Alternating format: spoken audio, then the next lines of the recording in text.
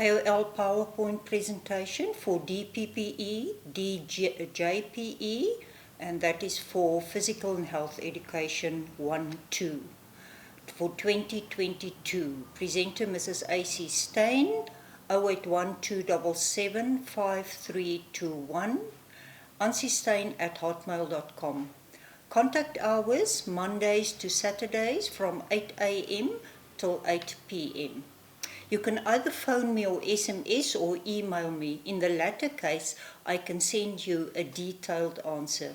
And please feel free to ask if anything is unclear or if you have problems regarding your subject. I'm willing to assist as far as I can. I'm going to discuss the most important facts of each unit separately. You will then be able to follow the content discussed if you page through your study guide while I'm discussing the content. Please note that this presentation is not a discussion of any exam paper, but of the most important content for the whole year. As an introduction to the study guide, I'm shortly going to explain some information regarding the guide itself. When you page to the front of the study guide, you will find a detailed table of contents. Here you will find the headings of the complete content, and you will be able to have an overview of your subject for the year. Take time to read through it to familiarize yourself with the content you're going to study. To just start studying before the exams will not be wise, and it will be hard to write the exams successfully. I recommend that you spend the time every day with your studies. Even half an hour every day will be worthwhile. Consistency is the key to being a successful student. When you turn the page, you will find the verbs, thinking, processes. These words form the key of the assignment and also the exam paper. For example, when you are requested to analyze facts, you will have to present facts in detail, and when you have to outline, you will only have to give an overview and present the main features. Make sure to know what is expected of you when these verbs are present in your assignment and exam paper. When you turn to Unit 1, you firstly find the table of content of this unit and then the learning outcomes. Learning outcomes are an indication of what content you will find in the specific unit. And learning activities, that's LA in short, follow the learning outcomes. In these learning activities, you will find specific questions regarding the content of this specific unit. When studying for the exams, use these questions to study because they form the core of the content and are very important. Do not forget to also study the assignment you completed because some of the questions will also be asked in the exams. Now we turn to Unit 1. In LA, that's Learning Activity 1, Unit 1, the aims of physical education are discussed. One of the aims, that's the benefits, is that it helps maintain physical fitness and improves balance. It widens the learner's movements experience. It contributes to the emotional development of the learners. But there are quite a few more as discussed here. Study all aims to know them well. In this unit, I'm going to concentrate on many learning activities to study. Make sure to know the LA, that's Learning Activity 1, 2, 3, 4, and 6. That's for DPPE and DJPE. And 8, and that's for DJPE. That's 1.8 for DPPE. LA8, 1.8 in DPPE, is about PMR. Know what this concept entails and how it is executed. Study them all extensively. When we turn to LA2, the benefits and necessity of play activities are discussed. Like, for example, they learn to solve problems. They learn self-control and control of their muscles to become more skillful. They learn to care for others. They investigate and discover. They share and take risks, etc. Study all 13 these aims as listed here. In a school, learners play indoors, that's in the classroom, and also outdoors on the playground. In LA3, the challenges and benefits of indoor play are set out. It enhances social skills. They learn to play in harmony with their peers. It increases physical and motor skills. They learn to communicate and they develop their language. It teaches them to take risks because the indoors is a small, safe place. And lastly, indoors create an environment where their imaginations can be unlimited. They play with fantasy clothes on, they paint and draw and they build with blocks. All activities where they use their imaginations. In 1.4.4, now that's 1.7.4 for DJPE, the topic on how outdoor play promotes development. Outdoor play contributes in many ways when children play outdoors, outside the classroom, on the playground. Study this topic well, but also study the throw and aim and throw activities you can do with beanbags as described in 1.7.4. That's 1.4.4 in the DPPE study guide. LA4 covers the very important topic of how movement and physical education contribute to the development of the whole child, meaning emotionally, socially, physically, and also cognitively. Make sure to be able to discuss this topic extensively. Also does LA6 describe the skills developed through the complete physical education curriculum. Make sure to be able to discuss this topic also well. Safety procedures during PE class is very important as found in 1.8 and that's 1.7 in DPPE. Regarding posture, warm up and cool down, clothing and equipment. Study them extensively to be able to discuss them. So, to sum up, study all the LAs as mentioned and also the 3 topics where the paragraphs numbers were mentioned. Please remember that because the DPPE and DJPE courses are presented in a combined way, the content of the 2 study guides may not be 100% the same. But it's very important to note that both study guides' content are taken into account when setting an exam paper and when they are marked. So if it will be correct to study from the study guide you received from IOL, and it will not in no way influence your marks in a negative way. Because the learning activities play such a vital role in your studies, I'm going to refer to them quite often. Let us turn to Unit 2 now. This unit is about the gross motor development of children, meaning the development of the arms and legs. And I'm also going to concentrate on the LAs to study because they are in most cases a summary of the content. LA1, 2, 3, 4, 5 and 7 are the ones to study well. To see how questions regarding these LAs can be asked, read the page you will find at the beginning of the unit regarding learning activities. All the content of these LAs are clear and well set out, so study them. In LA3, you need to be able to explain how eye circle exercises and impulsive eye exercises are executed correctly. But you also should be able to name the 3 types of eye exercises which improves a child vision. Gross motor development concerns the development of the big muscle groups, see 2.1, like the arm and leg muscles. whereas the fine muscles concern the small muscles of the body, like the eye and finger muscles. See 3.1. LA5 is about the 6 basic concepts to use when you teach children how to develop rhythm. One would be that you as teacher can tell them that they can move as they like as long as they do not bump into each other and hurt their peers.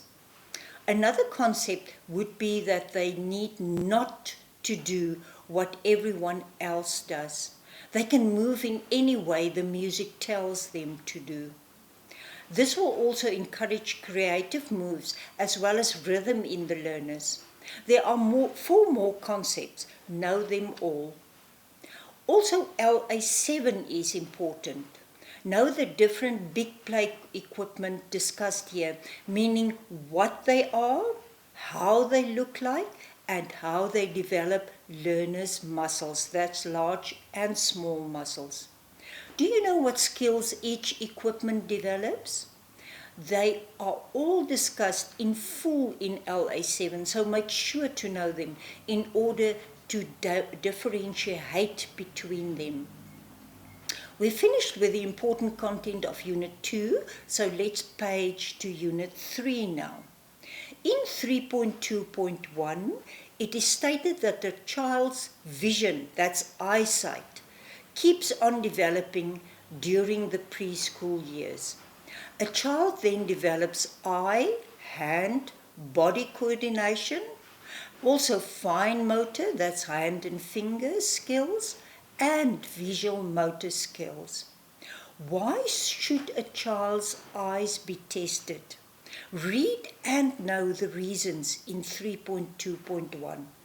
Also study the 3 types of eye tracking exercises, where you use a rubber ball and string to execute the exercise with your learners. You should know what small, that's fine muscles, entail. Fine motor movements involve the coordination of small muscles like the hands, fingers, and eyes. Can you explain the difference then between small and large muscles?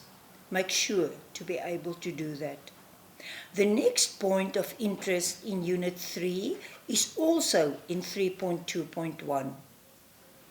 A child needs certain basic vision, that's eye skills, to be successful in school, like near vision, to be able to see near objects well, distance or far vision, binocular vision, meaning to use both eyes for depth vision, to focus well, etc.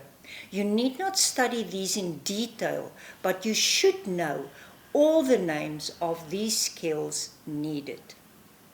A child's tongue muscles can be exercised.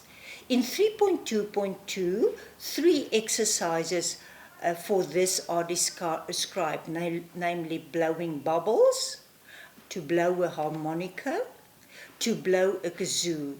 But you only need to study in detail the exercises where the peanut butter is rubbed on the lips. Quite a few different kinds of exercises are described using peanut butter. Importantly, you should know how this exercise should be done in order to let tactile stimulation take place. A good way will be to do these exercises yourself. In this way, you will experience the waking up that's tactile, but also how they should be executed.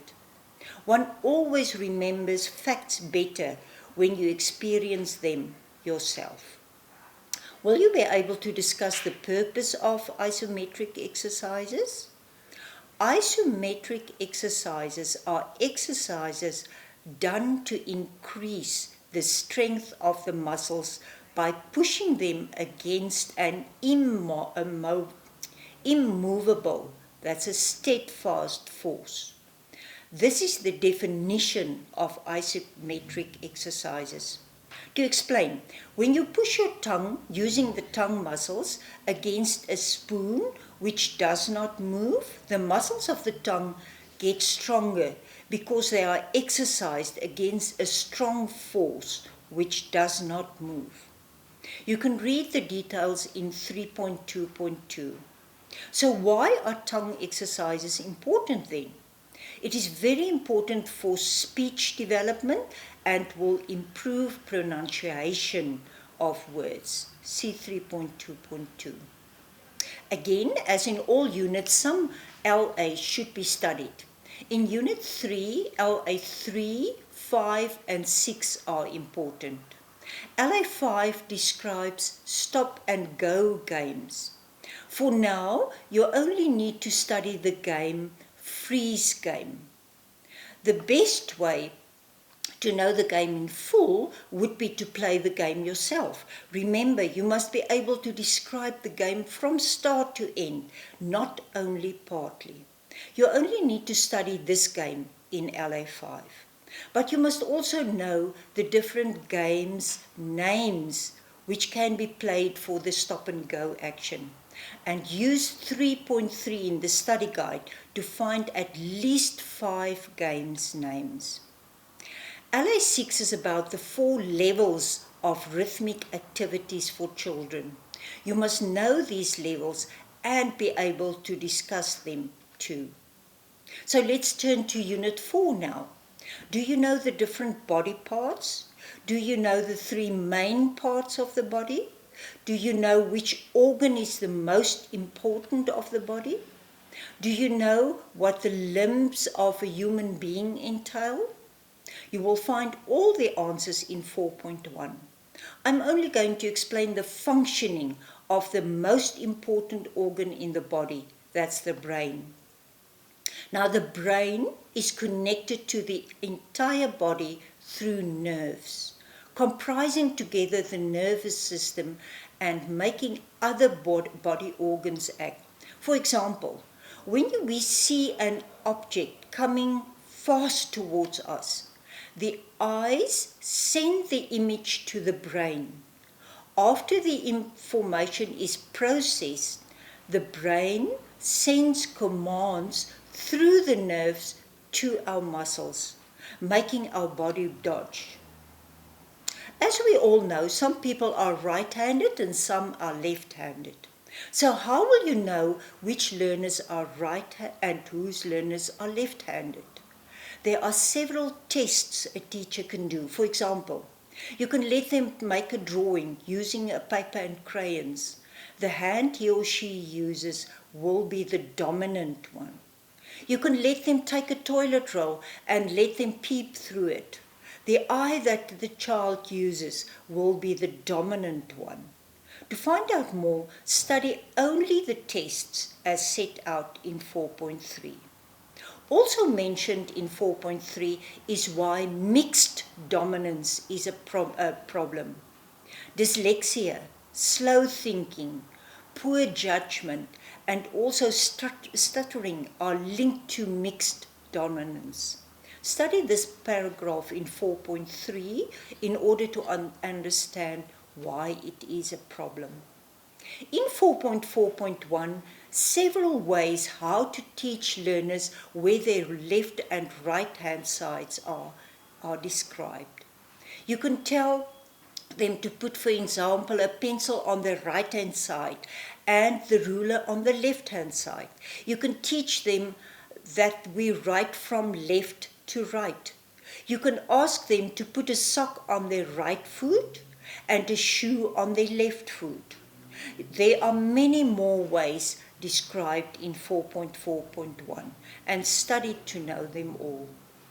Remember that to teach them left and right is not the same as to find out what hand they write with or what foot they kick a ball with. That's dominancy. You need to be able to name all the systems of a human body as named in LA1, Unit 4. Study to be able to know them all, or only their names. Also important is LA2, which describes the function of the immune, digestive, and respiratory systems. Make sure to know them. In LA6, there are two important definitions, namely lateral midline, that's the vertical midline of the body, and ambidextrous. That's when you can use your left and right hand side with equal skills. So we've completed the most important content of Unit 4. Let's turn to Unit 5, where physical education opportunities for pre-primary learners are discussed. Now, stress is a major problem these days, also in younger learners. How will you know that the child in front of you is stressed? Mood swings, acting out, and bedwetting are some of the signs of stress. See and study the symptoms of stress in 5.1. But what are the causes of stress? In 5.2, that's in the DJPE study guide, and it's in 5.2.1 in the DPPE study guide, they are set out.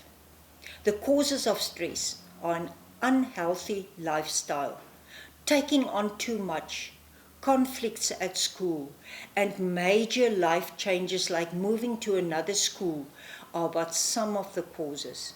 Study them in detail regarding this subject. Will you be able to manage the stress you experience, and how one can do that?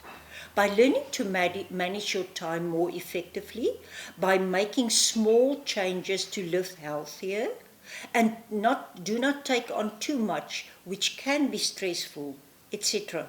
All the tips to be able to make life less stressful are found in LA3 for both DJPE and DPPE.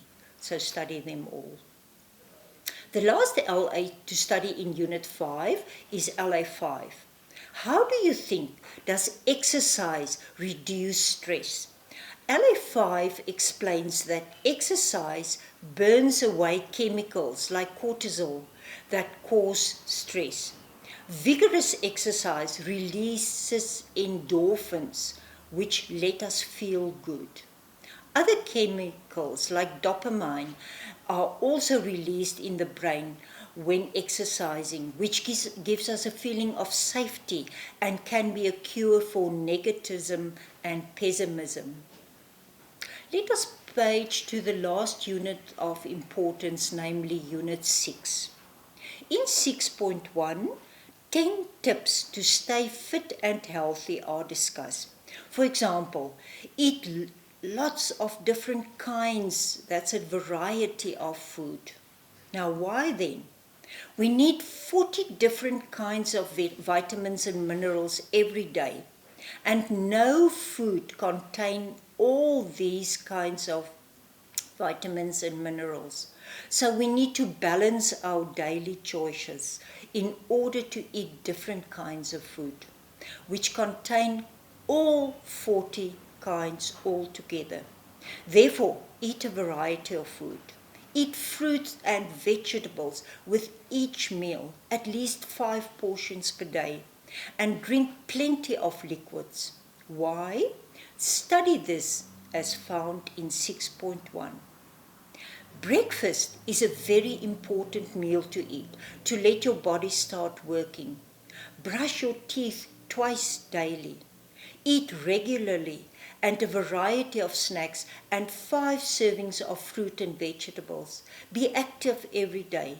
There are more tips. Study them in 6.1 but also in LA1. Also study the different main food groups, namely proteins, which build our bodies, and carbohydrates. Fats, too much is unhealthy, and vitamins, which are protective foods, and minerals. Know their names, but also the importance of each one. Proteins, for example, are the bodybuilding foods, and carbohydrates are the energy-giving foods. Study to know them all as found in 6.1. To sum up, an action item for living a healthy lifestyle is to take control of yourself and what you are eating. In 6.5, this issue of self-esteem is discussed. Do you know what a self-esteem is? It refers to your opinion of yourself. So if you have a high self-esteem, you hold yourself in high regard. You have confidence in your own ability. Take note that this does not mean you think you are better than others. You just have the necessary confidence in yourself to be able to complete tasks on your own, not relying on other people's approval. The opposite of this is a low self-esteem, where such a person relies on the approval of others to complete tasks. Mental, that's emotional health, has to do with the mind's health, while physical health has to do with the health of the body. That's the heart, the lungs, etc. People who are thus mentally and emotionally mind healthy have a sense of contentment. They have self-confidence, a zest for life. They have the ability to deal with stress. They can adapt to changes. They have a balance between work and play. The ability to build and maintain fulfilling relationships.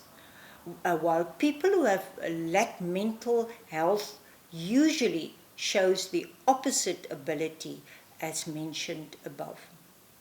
Important in 6.5 is what affects self-esteem. Can you think of a few events that will affect children with regards to their self-esteem? Good marks in a test will have a positive impact. How teachers, peers, and parents speak of children will influence them.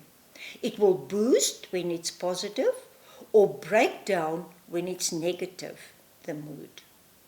Getting a place in a cricket or rugby team will boost their confidence. Study therefore 6.5 in this regard. When we turn to the LAs in this unit, LA1, 3 and 7 are important. We're going to discuss each of them. LA1 touches on the subject of how to stay fit and healthy, while LA3 contains tips on how to raise a model child, like that they should be taught models from an early age. You yourself should be an example of model behavior. Models should be taught over time and often be reinforced, etc. In conclusion to Unit 6, we're going to look at LA7, where 10 action items are listed for living a healthy lifestyle. This means the specific actions you can take in order to live healthier, like eat less processed food like prepacked meals, reduce your sugar intake, reduce your coffee or that's caffeine intake, reduce your alcohol intake. Know also that fruit contains fiber, which is essential for the body, and milk and eggs are examples of protein foods. There are other suggested specific actions in LA7. It will be worthwhile to study them. You will notice that some of the content discussed in some units is duplicated in the LAs. This can ease your studies because in the LAs the content is summarized. So test yourself. Will you be able to describe a high and a low self-esteem? Will you be able to identify learners with a low self-esteem? Will you be able to assist them in achieving a higher self-esteem? This unit is a very practical one because it describes actions and tips to better mental health and also tips to a healthier living. Now this concludes my discussion regarding the most important facts in your study guide. As mentioned previously, make it your priority to study right throughout the year, consistently and every day, even only for a short while, but every day. The study guide contains adequate information and facts. It's not necessary to study from any other source for the exams. And remember to also study your assignment for the exams.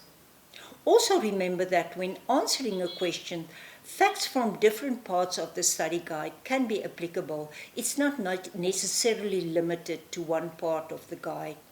It's important to note that although physical and health education may seem as a non-exam subject for learners and a period where learners are encouraged to explore in a less formal environment, you as teacher should exactly know how to keep them busy and how and why certain activities should be presented. Therefore, the teacher should know certain facts about the subject PHE, as well as the correct procedures regarding the presentation of PHE. It is therefore of utmost importance that you as student teacher should know facts regarding the subject. I stress this because some students are of the opinion that this subject does not need to be studied for, and then they do poorly in the exams. Take time to know your study guide in order to present adequate facts during the exams. But also please note that short answer questions will be asked, and the following kinds of questions can be asked. The first one is to fill in words where left out. For example, what is used during relay races? And then the correct answer to fill in will be a baton. The second one is definitions of certain terminology. For example, strength. The definition of strength is the ability of a body to exert a maximum force against a force external to the body. Short descriptions of functions of a body part, for example, or of certain types of exercises can be asked. Another type of short question is where two columns are given to you, like in column A and column B. In column A, there are certain facts like international health problem, speed, chocolates and sweets. And in column B, there are certain answers which you link to column A's facts, like not a healthy option to eat, HIV, the ability to move from one place to another in the shortest time possible. Now you have to link them. And the correct answers will be 1B, 2C, 3A. You only fill in the correct letters. You do not write out the words. Please feel free to contact me regarding any uncertainties and questions you have about your subject. Good luck with the exams. You will be rewarded for hard work and dedication.